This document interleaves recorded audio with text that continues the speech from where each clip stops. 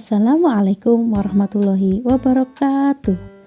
Semangat belajar untuk anak-anak Indonesia.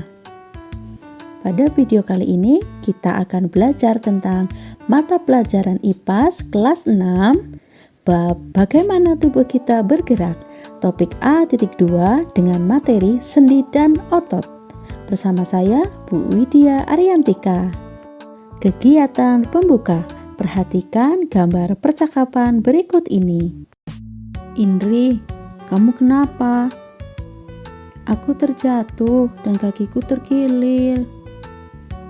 Kamu masih bisa berjalan? Bisa, tapi agak sakit karena rasanya sakit dipakai untuk berjalan. Pernahkah kalian mencoba mengambil benda hanya menggunakan keempat jari tanpa ibu jari? Coba pikirkan, bagaimana jika salah satu kaki kita tidak dapat digunakan untuk berjalan? Bisakah kita berjalan dengan baik tanpa terjatuh? Kita dapat melakukan berbagai aktivitas karena mempunyai rangka tubuh yang dikendalikan oleh sistem saraf. Mari kita belajar pada materi di video kita kali ini. Materi pelajaran kita kali ini yang pertama A, macam-macam sendi pada tubuh manusia, dan yang B, macam-macam otot pada tubuh manusia. Mari kita pelajari materi kita kali ini satu persatu. Yang pertama, kita akan mempelajari macam-macam sendi pada tubuh manusia. Rangka manusia disebut alat gerak pasif karena hanya dapat digerakkan jika ada otot dan persendian. Sendi adalah penghubung antar tulang dan membantu tubuh bergerak. Berikut ini macam-macam sendi berdasarkan sifat geraknya. Yang pertama ada sendi mati atau sinartrosis. Yang kedua ada sendi gerak atau diartrosis. Dan yang ketiga yaitu sendi kaku atau amfiartrosis. Yang pertama kita pelajari sendi mati atau sinartrosis. Sendi mati adalah hubungan antar tulang yang tidak memungkinkan adanya suatu gerakan. Sendi mati tidak memiliki rongga sambungan, tetapi menyatu dengan adanya jaringan fibrosa atau kolagen. Contohnya yaitu susunan sendi pada tulang tengkorak, sendi antar tulang gigi dengan rahang. Yang kedua, sendi gerak atau diartrosis. Sendi gerak adalah hubungan antar tulang yang memungkinkan adanya gerakan bebas dan banyak. Sendi gerak ini terbagi menjadi 6. Yang pertama, sendi putar. Kedua, sendi pelana. Ketiga, sendi geser. Keempat, sendi engsel. Kelima, sendi gulung. Dan yang keenam ada sendi peluru. Berikut ini penjelasan tentang sendi putar. Sendi putar merupakan sendi yang dapat digerakkan memutar mengelilingi tulang lain yang bertindak sebagai porosnya. Contohnya, sendi pertemuan antara tulang leher dengan tulang tengkorak. Perhatikan gambar di samping ini. Selanjutnya, sendi pelana. Sendi pelana merupakan sendi yang dapat digerakkan ke dua arah, yaitu ke samping dan ke depan. Gambar di samping ini merupakan contoh sendi pelana, yaitu sendi antara tulang telapak tangan dan tulang ibu jari. Sendi gerak selanjutnya yaitu sendi geser. Sendi geser merupakan sendi yang hanya dapat digeser dan gerakannya terbatas.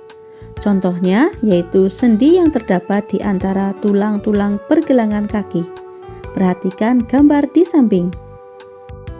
Sendi selanjutnya ada sendi engsel. Sendi engsel merupakan sendi yang hanya dapat digerakkan ke satu arah saja, seperti engsel pintu.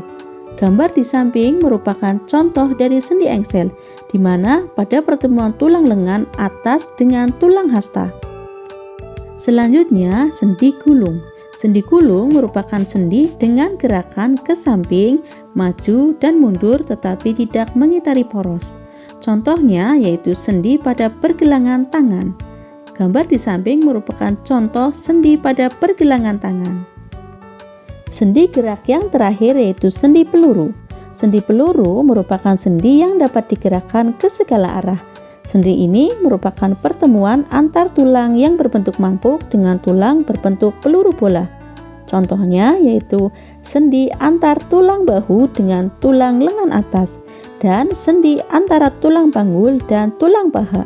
Di samping ini merupakan contoh sendi peluru. Yang ketiga, sendi kaku atau amfiartrosis. Sendi kaku adalah hubungan antar tulang yang memungkinkan adanya sedikit gerakan. Dapat dikatakan mampu melakukan gerakan namun hanya terbatas. Contohnya, persendian antar tulang rusuk dan tulang dada, serta persendian ruas-ruas tulang belakang. Materi yang kedua yaitu macam-macam otot pada manusia. Otot manusia disebut alat gerak aktif karena mampu menggerakkan tulang-tulang yang menjadikan adanya gerakan pada tubuh manusia. Tanpa adanya otot yang menempel pada tulang, maka tulang akan diam dan tidak dapat melakukan gerakan. Berikut ini macam-macam otot berdasarkan susunannya, yaitu ada 3. Yang pertama, otot lurik, yang kedua, otot polos, dan yang ketiga, otot jantung. Mari kita pelajari perbedaan otot lurik, otot polos, dan otot jantung. Yang pertama, bentuk sel. Bentuk sel otot lurik yaitu silindris dan memanjang. Otot polos berbentuk gelondong dengan ujung runcing. Dan otot jantung yaitu berbentuk silindris, memanjang, dan bercabang. Jumlah inti sel. Otot lurik yaitu banyak, otot polos 1 inti sel, dan otot jantung lebih dari 1. Letak inti sel. Otot lurik terletak di tepi, otot polos terletak di tengah, dan otot jantung terletak di pusat. Sistem kerja. Otot lurik bekerja secara sadar, otot polos bekerja secara tidak sadar, dan otot jantung bekerja secara tidak sadar. Reaksi.